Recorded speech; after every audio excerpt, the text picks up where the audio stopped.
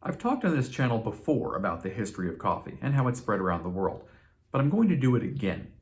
Partly because I frankly find it fascinating, but also because it's pretty relevant to why today's coffee from Paradise Roaster's Rare Coffee subscription is considered rare.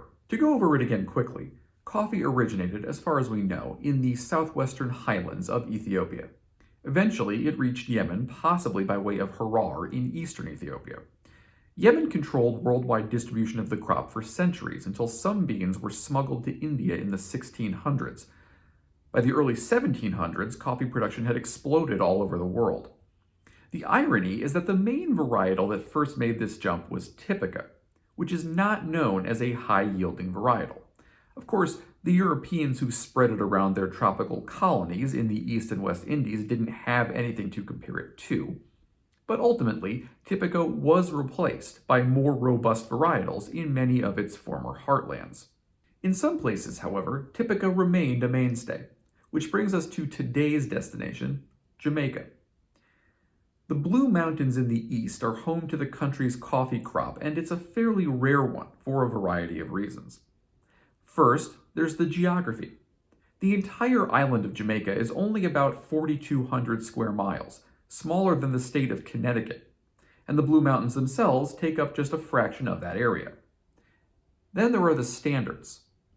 Coffee out of Jamaica has to pass a government inspection to officially earn the Blue Mountain designation. And finally, there's a little thing called supply and demand. Roughly 80% of Jamaican-grown Blue Mountain coffee is exported to Japan, where demand and prices are high. That leaves even less for the rest of us. And as I already mentioned, Typica isn't exactly known for its high yields. Like many island coffees, Jamaica Blue Mountain is prized for its mellower character, lacking the in-your-face acidity of a lot of higher elevation coffees. However, the coffee growing elevations in the Blue Mountains are higher than a lot of other island coffees. For example, Kona coffee in Hawaii is frequently grown below 1,000 meters above sea level. In the Blue Mountains in Jamaica, the coffee growing elevations range from about 1,000 meters all the way up to closer to 1,700 meters above sea level, which is comparable to coffee growing elevations in a lot of mainland countries. This means that the potential is there for a complex, flavorful cup of coffee that is also very smooth and drinkable. So is that what I'm going to get? It's time to find out.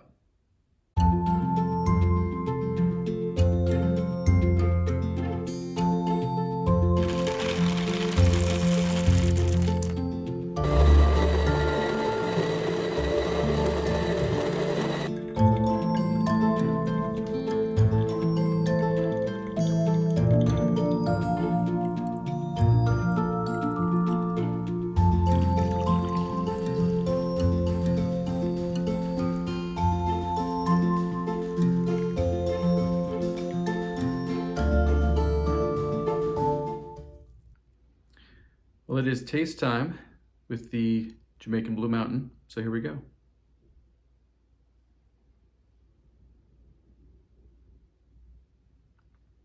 Nice pleasant aroma, kind of mildly sweet, definitely sensing a mellow character.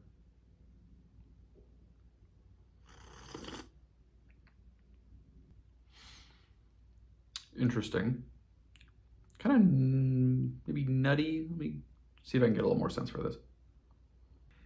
It is definitely mild, I think I would say, mellow. There is a kind of a wash of acid. It is coffee still, after all, but it's definitely not that kind of pop. It's sort of a lower level. It kind of bathes the tongue a little bit, but definitely just the experience of the acid is lighter, kind of more relaxed, if you will. There is still a little bit of a bitterness, I would say. Jamaica Blue Mountain is supposed to be renowned for not being bitter, but it is still coffee. So, it's hard to see that being removed entirely out of the process. And to be clear, it's not an overwhelming bitterness or a harsh bitterness. But one thing that I'm noticing is I'm not necessarily getting this huge wash of flavor initially. Um, I feel like I'm used to drinking at this point coffees that are a little more acidic up front. And so you get that kind of initial fruitiness. And I think that covers up a little bit of the coffee bitterness at times because of the way the acidity is manifesting in this coffee. That's not getting in the way.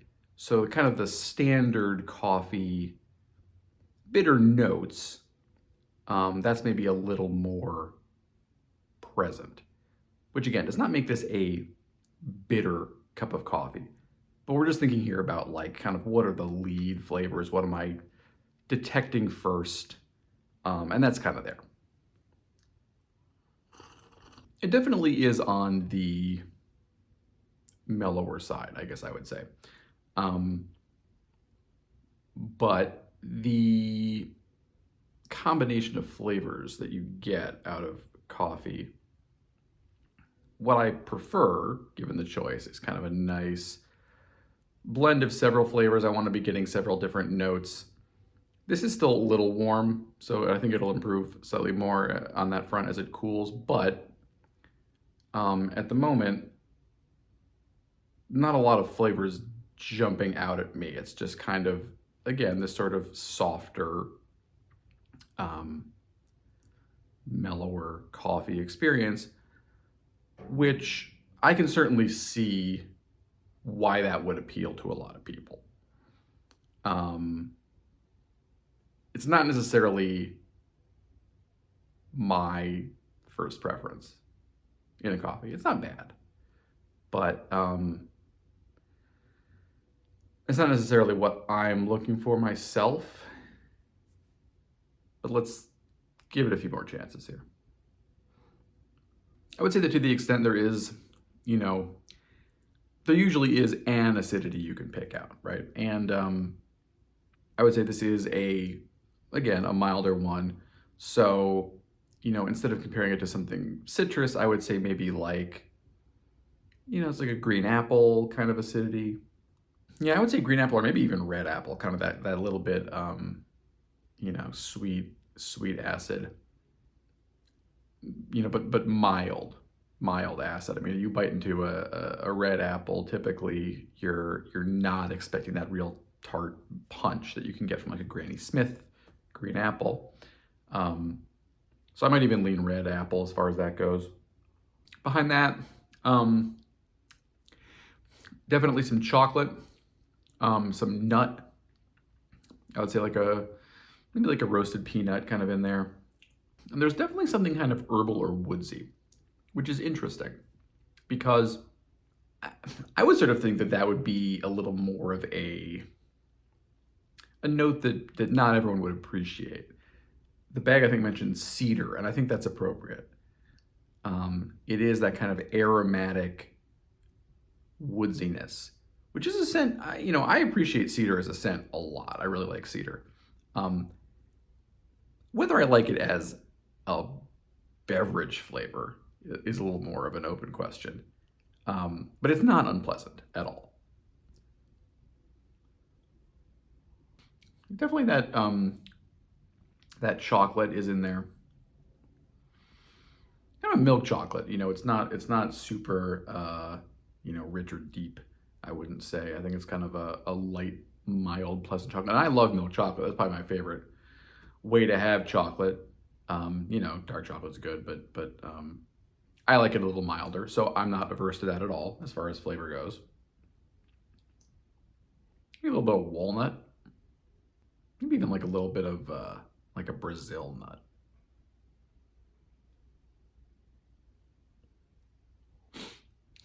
And definitely that kind of aromatic wood, which I think that's a real your mileage may vary kind of flavor. But Kind of an interesting aftertaste I'm getting there. What is that? Sort of a lingering, what do I call that? Like a oatmeal cookie, maybe? Which is an interesting call out. But I think that's where I would go with that. It's mild, and it's just kind of at the back end. I mean, as we're getting down to the bottom here, again, very drinkable. It's very, it is kind of that mild, mellow experience, and there are some decent flavors in there. Maybe not the set of flavors that I look for in my personal perfect cup of coffee, but that's not what this is about.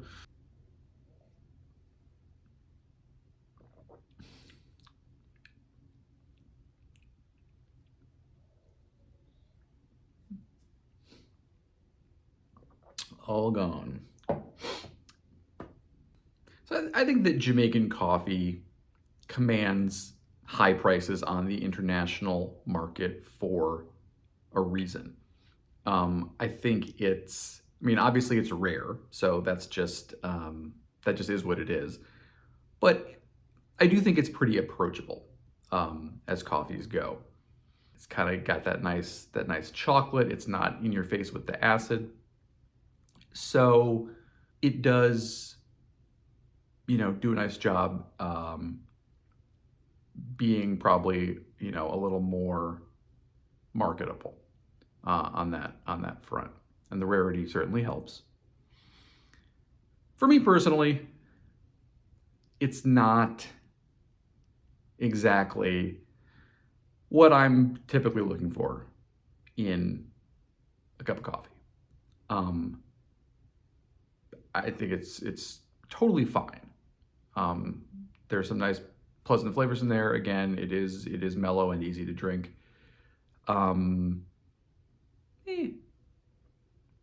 It was fine for me. But again, your mileage may vary.